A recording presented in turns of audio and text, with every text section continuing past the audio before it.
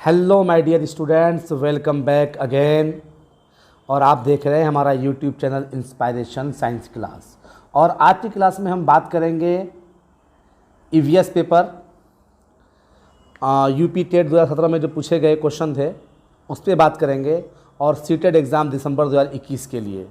तो और जैसा कि आप स्क्रीन पर देख पा रहे हैं, ये मेरा चैनल का नाम है इंस्पायरेशन साइंस क्लास, और ईवीएस पेपर 1 पर्यावरणीय अध्ययन, और ये सीटेट एग्ज़ाम दिसंबर 2021, और ये यूपी टेट 2017 ईवीएस पेपर है ना। तो आइए दोस्तों देखते हैं क्वेश्चंस को। जैसा कि आपकी स्क्रीन पर सबसे पहला क्वेश्चन दिख रहा है कि आर्सेनिक द्वारा जल प्रदूषण सर्वाधिक है, यानी आर्सेनिक द्वारा जल प्रदूषण सबसे ज़्यादा जो होता है वो हिंदुस्तान का कौन सा राज्य है? उत्तर प्रदेश, मध्य प्रदेश, बिहार और पश्चिम बंगाल। तो दोस्तों मैं बताना चाहूँगा कि आर्सेनिक द्वारा जल प्रदूषण सबसे ज़्यादा होता है पश्चिम बंगाल में। तो एक का डी ऑप्शन सही हो जाएगा जी।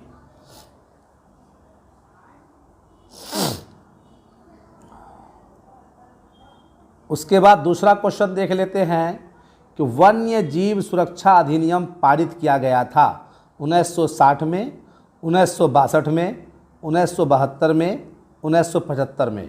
तो दोस्तों बताना चाहूँगा कि वन्य जीव सुरक्षा अधिनियम जो है ये पारित किया गया था 1972 में, यानी कि 2 का सी ऑप्शन सही हो जाएगा। नेक्स्ट क्वेश्चन देख लेते हैं। कहता है कि दूध से दही बनने की प्रक्रिया को कहते हैं प्रकाश संश्लेषण, आसवन, किण्वन और स्टेराइजेशन। तो दोस्तों दूध से दही बनने की प्रक्रिया जो होती है वो किण्वन कहलाती है। 3 का यानी कि सी ऑप्शन सही हो जाएगा। नेक्स्ट क्वेश्चन पे आइए। नेक्स्ट क्वेश्चन क्या है? कहता है कि किस देश के संविधान से मौलिक कर्तव्यों को लिया गया था? यानी हमारे देश में जो मौलिक कर्तव्य जो हमारे संविधान में है, तो हमारे देश के संविधान के जो मौलिक कर्तव्य उनको किस देश के संविधान से लिया गया था? जर्मनी से या यूनाइटेड किंगडम से, सी यूएसए से, डी यूएसएसआर यानी सोवियत संघ से। तो डियर स्टूडेंट्स मौलिक कर्तव्यों को यूएसएसआर से लिया गया था, यानी कि 4 का डी ऑप्शन सही हो जाएगा। 5th नंबर का क्वेश्चन देखते हैं। कहता है कि ध्रुव तारा कहा जाता है उत्तरी तारे को, दक्षिणी तारे को, पूर्वी तारे को, पश्चिमी तारे को। तो ध्रुव तारा जो है उत्तरी तारे को कहा जाता है, यानी 5 का ए ऑप्शन सही हो जाएगा। 6 नंबर क्वेश्चन देख लेते हैं। कहता है कि भारत में प्रोजेक्ट टाइगर प्रारंभ किया गया था। तो भारत में प्रोजेक्ट टाइगर कब प्रारंभ किया गया था? 1972 में, 1973 में, 1981 में, 1985 में। तो डियर स्टूडेंट्स बताना चाहूँगा कि भारत में जो है प्रोजेक्ट टाइगर जो प्रारंभ किया गया था वह 1973 में प्रारंभ किया गया था, यानी 6 का बी ऑप्शन सही हो जाएगा। 7 नंबर क्वेश्चन देख लेते हैं। 7 नंबर क्वेश्चन है कि ग्रीन पीस इंटरनेशनल का मुख्यालय अवस्थित है। तो ग्रीन पीस इंटरनेशनल का मुख्यालय जो है न्यूयॉर्क में है, या सिडनी में है, या नागासाकी में है, या फिर एम्स्टर्डम में है। तो दोस्तों बताना चाहूँगा कि इसका मुख्यालय जो है एम्स्टर्डम में है। 7 का डी ऑप्शन सही हो जाएगा।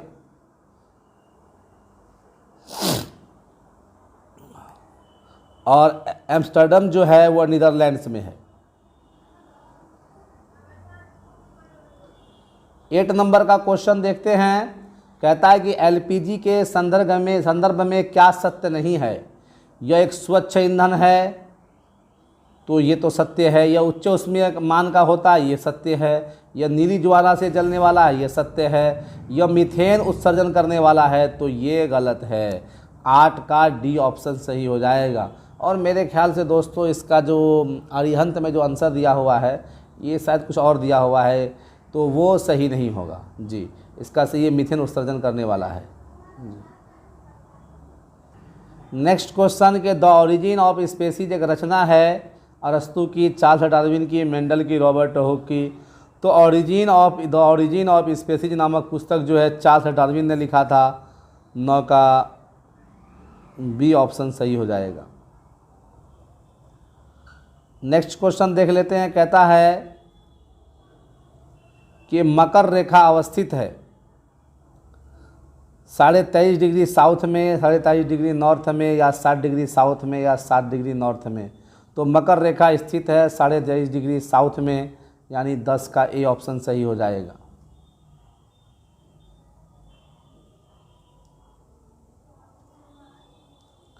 कहता अंतर्राष्ट्रीय न्यायालय का मुख्यालय अवस्थित है जिनेवा में, हैग में, न्यूयॉर्क में, पेरिस में। तो दोस्तों अंतर्राष्ट्रीय न्यायालय का मुख्यालय जो स्थित है वह नीदरलैंड्स के हैग में स्थित है, यानी 11 का बी ऑप्शन सही हो जाएगा। इसकी स्थापना जो की गई थी वह 1945 में की गई थी और इन्होंने अपना 1946 में कार्य प्रारंभ कर दिया था। इसमें न्यायाधीश की जो संख्या होती है वो 15 होती है और जिनका जो कार्यकाल होता है वह 9 वर्षों का होता है। तो अब आइए नेक्स्ट क्वेश्चन देख लेते हैं। 12 नंबर का क्वेश्चन देख लेते हैं। कहता है संविधान सभा ने राष्ट्रीय गान को अपनाया 20 जनवरी 1950 को, 24 जनवरी 1950 को, 21 मई 1954 को, या 13 नवंबर 1949 को। तो संविधान सभा ने राष्ट्रीय गान को अपनाया था 24 जनवरी 1950 को, यानी कि 12 का बी ऑप्शन सही हो जाएगा। 13 नंबर क्वेश्चन कहता है कि पुष्कर मेला कहाँ आयोजित किया जाता है? जयपुर में, उदयपुर में, जोधपुर में, अजमेर में। तो ये सारे जगहों का जो नाम यहाँ दिया गया है सब राजस्थान से बिलोंग करते हैं। तो राजस्थान में ये कौन से जगह में ये पुष्कर मेला आयोजित होता है? तो दोस्तों पुष्कर मेला जो है अजमेर में आयोजित होता है, यानी कि 13 का डी ऑप्शन सही हो जाएगा।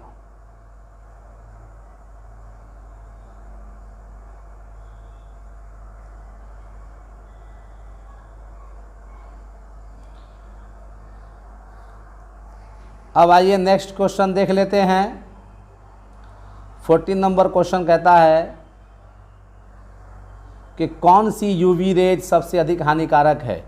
UV, ultraviolet A, ultraviolet B, ultraviolet C, इनमें से कोई नहीं। तो इनमें से जो सबसे अधिक हानिकारक मतलब रेज है, मतलब किरण है मनुष्य के लिए, तो वह यूवी ए है जी।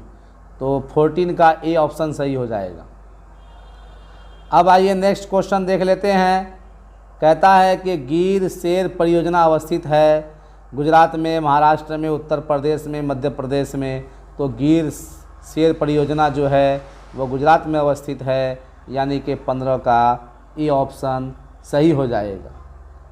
वो भी गुजरात के जूनागढ़ में जी। आइए नेक्स्ट क्वेश्चन देख लेते हैं। 16 नंबर का जो क्वेश्चन है कि WWF से आशय है world wide fund, world for fund, world wild life fund, world watch fund. तो WWF से जो आशय इसका यानी फुल फॉर्म जो होता है वर्ल्ड वाइल्ड लाइफ फंड होता है। तो 16 का सी ऑप्शन सही हो जाएगा। 17 नंबर क्वेश्चन है कि गंगा नदी निकलती है अरावली श्रेणी से, लद्दाख ग्लेशियर से, गंगोत्री ग्लेशियर से, मिलाप ग्लेशियर से। तो गंगा नदी जो निकलती है वो गंगोत्री ग्लेशियर से निकलती है। 17 का सी ऑप्शन सही हो जाएगा। और हम लोगों को याद है कि एक नज़्म में भी था कि गंगोत्री से निकली कैसी उछल उछल कर जी। तो 17 का सी ऑप्शन सही हो जाएगा।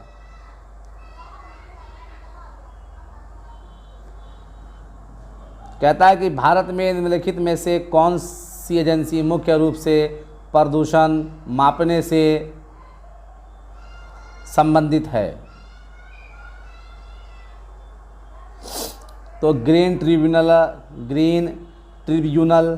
केंद्रीय प्रदूषण नियंत्रण बोर्ड, केंद्रीय जल आयोग, सर्वे ऑफ इंडिया। तो दोस्तों इसका सही आंसर हो जाएगा बी, केंद्रीय प्रदूषण नियंत्रण बोर्ड, यानी 18 का बी ऑप्शन सही हो जाएगा।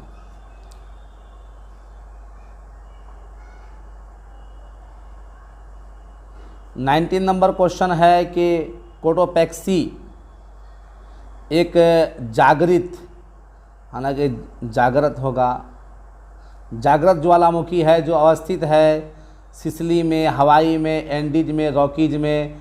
तो दोस्तों 19 का सी ऑप्शन सही हो जाएगा। एंडीज पर्वत में जो है कोटोपैक्सी ज्वालामुखी जो है अवस्थित है, यानी कि 19 का सी ऑप्शन सही हो जाएगा। अब आते तिब्बत की सांगपो नदी जो है, तिब्बत में जिस नदी को सांगपो नदी कहते हैं उसको भारत में किस नाम से जाना जाता है? गंगा, यमुना, ब्रह्मपुत्र, सिंधु। तो उसको ब्रह्मपुत्र नदी के नाम से जाना जाता है, यानी 20 का जो है सी ऑप्शन सही हो जाएगा। 21 नंबर क्वेश्चन देखते हैं। कहता है वायुमंडल का प्रमुख स्तर जो पृथ्वी तल से नज़दीक है वो है समताप मंडल, क्षोभ मंडल, मध्य मंडल, आयन मंडल। तो 21 का बी ऑप्शन सही हो जाएगा, यानी कि क्षोभ मंडल। अब 22 नंबर का जो प्रश्न है कि सरिस्का राष्ट्रीय उद्यान अवस्थित है पश्चिम बंगाल में, गुजरात में, राजस्थान में, असम में।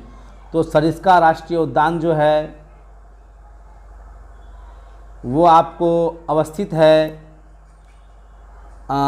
अलवर ज़िला में, यानी राजस्थान में। तो 22 का जो है सी ऑप्शन सही हो जाएगा जी।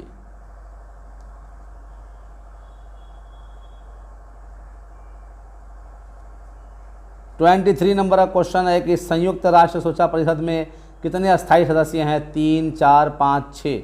तो इसमें अस्थायी सदस्यों की संख्या जो होती है वो 5 होती है।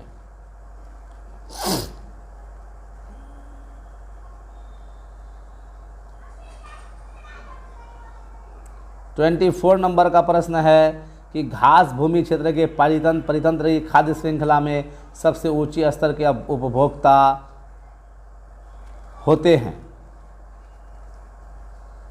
तो शाकाहारी, मांसाहारी, जीवाणु या मांसाहारी या शाकाहारी। तो इसका सही ऑप्शन हो जाएगा खाद्य श्रृंखला के सबसे उच्च स्तर में जो होते हैं वो मांसाहारी होते हैं, यानी 24 का बी ऑप्शन सही हो जाएगा। 25 नंबर क्वेश्चन देखिए। कहता है कि नीचे पौधे के बारे में बच्चों की कुछ सृजनाभूत विचार दिए गए हैं।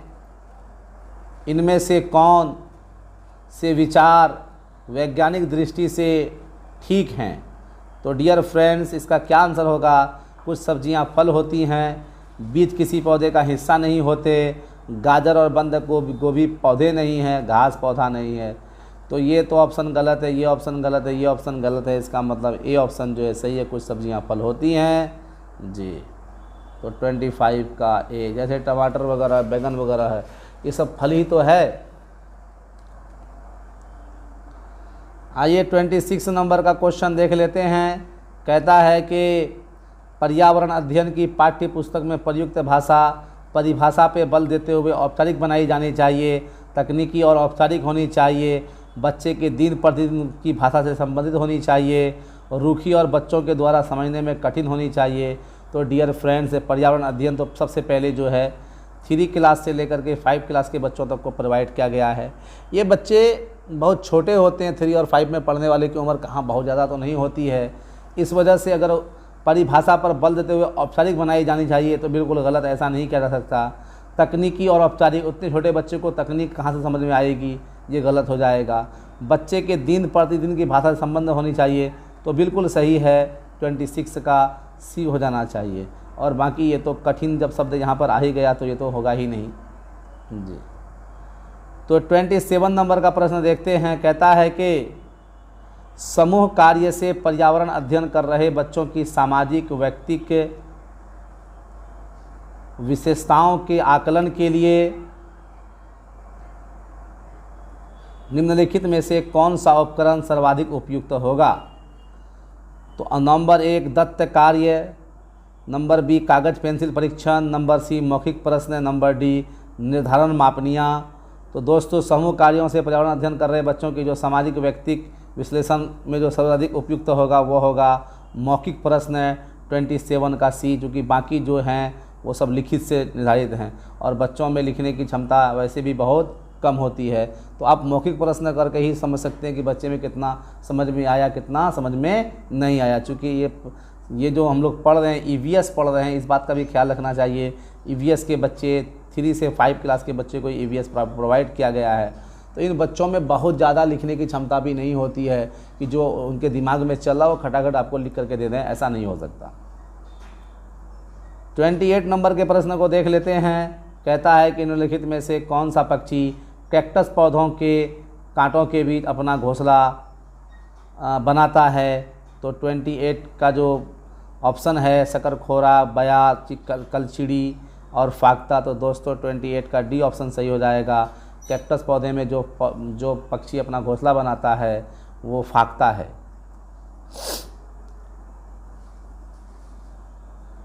29 नंबर का प्रश्न देख लेते हैं। कहता है कि निम्न में से किस समूह के जंतुओं की दृष्टि श्रेष्ठ होती है? बाघ, तेंदुआ, सांड, सांप, रेशम कीट, छिपकली। नंबर सी चील, गरुड़, गिद्ध। नंबर डी मधुमक्खी, मच्छर, तितली। तो दोस्तों सबसे ज़्यादा जो पैनी दृष्टि होती है, जो दूर तक की दृष्टि को, दूर तक की वस्तुओं को देख सकती है, वो आपको चील हो जाएगा, गरुड़ और गिद्ध हो जाएगा। चूँकि ये सब बहुत ऊंचाई पर उड़ते हैं, फिर भी वो बहुत दूर से वस्तुओं को देख पाते हैं। तो 29 का सी ऑप्शन सही हो जाएगा। अब आ जाते हैं दोस्तों लास्ट क्वेश्चन पे। बहुत बेहतरीन क्वेश्चन ये भी कि पशुओं की त्वचा पर विविध पैटर्न यानी अलग अलग जो पैटर्न होते हैं वो उस जलवायु के कारण होते हैं जिसमें वे रहते हैं, उनकी शारीरिक शक्ति को इंगित करते हैं, परावर्तित प्रकाश के कारण होते हैं, उनकी त्वचा पर बालों के कारण होते हैं। लगभग जितने भी ऑप्शन दिए गए हैं लगता है कि एकदम सब बिल्कुल सब के सब सही हैं। तो दोस्तों तीनों ऑप्शन नहीं होगा, क्योंकि पशुओं की त्वचा पर जो अलग अलग पैटर्न है वो इसलिए बनाए गए हैं ताकि वो वहाँ की जलवायु में एडजस्ट कर सकें। जैसे बाघ का कलर ही ऐसा दिया गया वो उस वातावरण में, ताकि वो अगर छिप जाए तो लोग उनको देख ना पाएँ, शिकार उनको देख ना पाए और वो शिकार पे जो है टूट पड़े। तो ए ऑप्शन सही हो जाएगा, उस जलवायु के कारण जिसमें वे रहते हैं। तो 30 का ए ऑप्शन सही हो जाएगा। डियर फ्रेंड्स, आज की क्लास में बस इतना ही। उम्मीद करते हैं कि क्लास आपको अच्छा लगा होगा। आप कमेंट्स करके ज़रूर बताएं कि क्लास आपको कैसा लगता है। दोस्तों आपके जो कमेंट्स होते हैं वो हमको पॉजिटिव एनर्जी देते हैं, और अपने दोस्तों में जो है इस वीडियोज़ को ज़्यादा से ज़्यादा शेयर करिए और उनको भी मोटिवेट करिए ईवीएस के क्लास के लिए। ज़्यादा समय का क्लास नहीं होता है, लेकिन जितना भी होता है अगर आप उसको धीरे धीरे पढ़ेंगे तो यकीनन सफलता वो दिन दूर नहीं जो आपके कदम चूमेगी। तो थैंक यू। आज की क्लास में बस इतना ही। जय हिंद, जय भारत।